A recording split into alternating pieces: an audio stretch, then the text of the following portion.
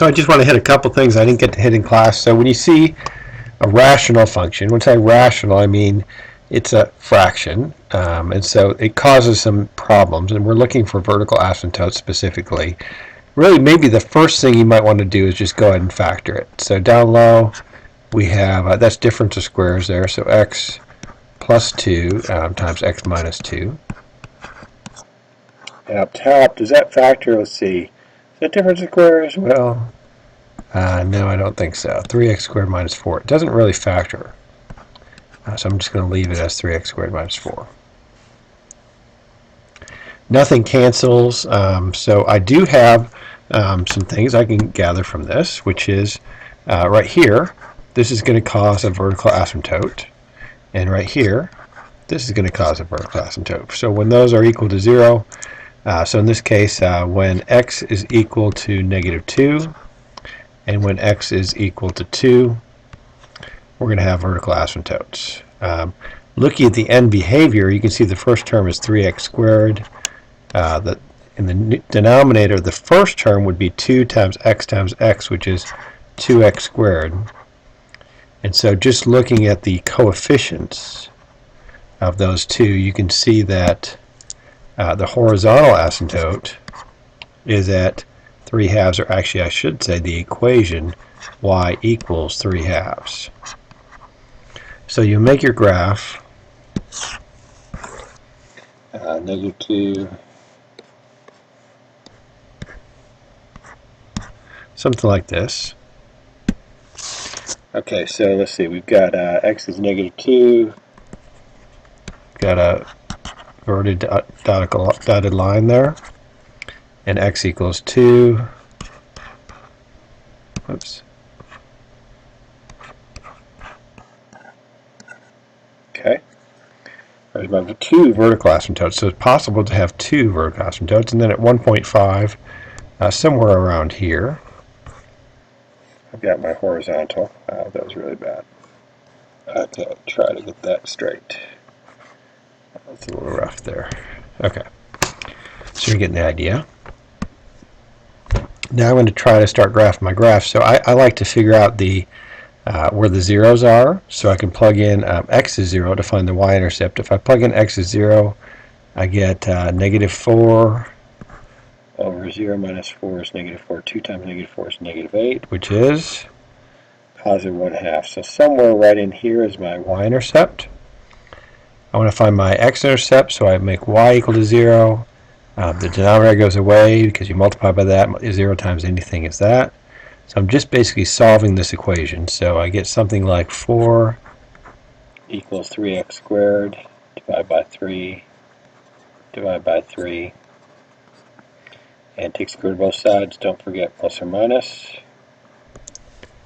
So I get plus x is equal to plus or minus 4/3. So let's see, square root, that's really 1 point something. So I'm just going to say it's 1 point something. We could always look it up in the calculator if we needed a more exact value there. So somewhere positive 1 point something and negative 1 point something, somewhere around there. And you can hopefully get a pretty good idea of what happens with this graph. See, in the middle it either does this or this, and looking at the intercepts, you can definitely tell that it has kind of a U shape there. Looks something like that. Off to the right here, I know it doesn't look like this. This is something we mentioned in class. I want to make sure you're getting it. You would have to cross the x-axis. The only 2 spots it crosses the x-axis are there and there. So my graph has to be up in this quadrant when x is bigger than 2. When x is smaller than 2, I have to have a graph either here or here. And if it was here, you can see it would cross the x-axis. It can't be there, so it's got to be up here. And so my graph looks something like that. Now let's go to our next one. And this is where I really want you to see the hole. So I wanted you to see one with 2 vertical asymptotes. I also want you to see one with a hole. So something interesting is going to happen on this one. And it has to do because when you start looking at this, you can identify the vertical asymptote. So you can see that there's a vertical asymptote at x equals 3. And normally you would think there's a vertical asymptote here, but watch what happens. X plus 1 cancels. So when that happens, instead of causing a vertical asymptote, it causes a hole at x equals -1. I'm just kind of put that in my back pocket. Let's just kind of remember that. Towards the end of the problem, we'll deal with that. I'm going to pretend like that's canceled now and just deal with this as my function now. So I'm going to graph this, basically. So let's go ahead and graph this. We get vertical asymptote at 3.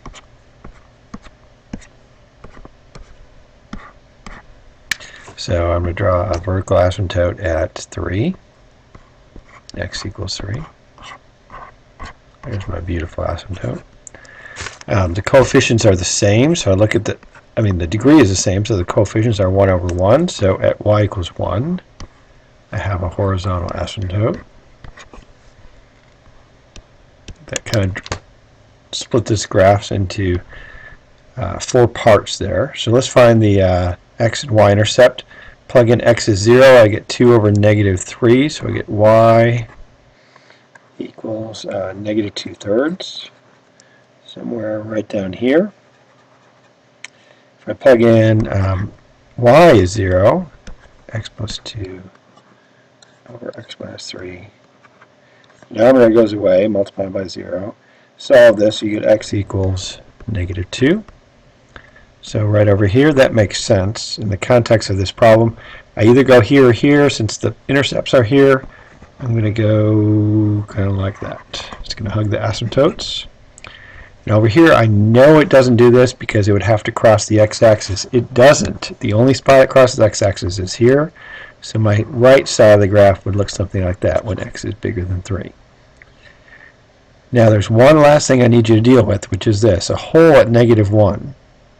So somewhere in here, I'm going to have a hole. I can find the exact location of the hole, -1 comma something, by plugging -1 into the function after I've canceled out. That's kind of important there. -1 plus 2 is 1.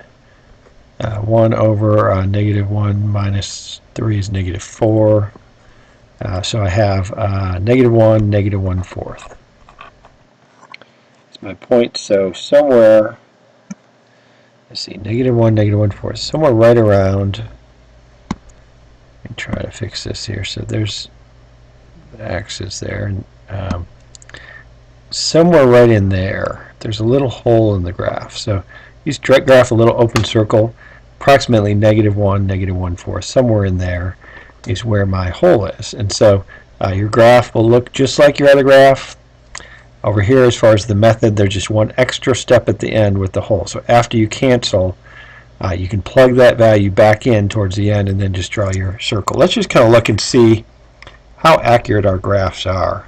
I think I actually did these on the calculator. Let's see what they look like. So here is the actual graph compared to our sketch. Here's the actual graph compared to our sketch. It's not bad. It's pretty good. Oh, did I plug in the wrong value? Oh, this is wrong, isn't it? It should be, sorry, had that wrong. That's not the right point. It's somewhere right in there. That should be closed. Plugged in +1 for some reason. The hole is definitely at -1 because -1 plus 1 is 0. It's what value makes that factor equal to 0.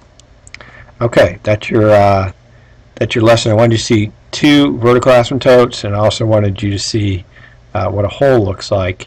And don't forget to factor first. So if you run across problems and they're not factored, they most likely are. But here you can see that one's not factored and so forth, and so you'd want to factor first. Thank you.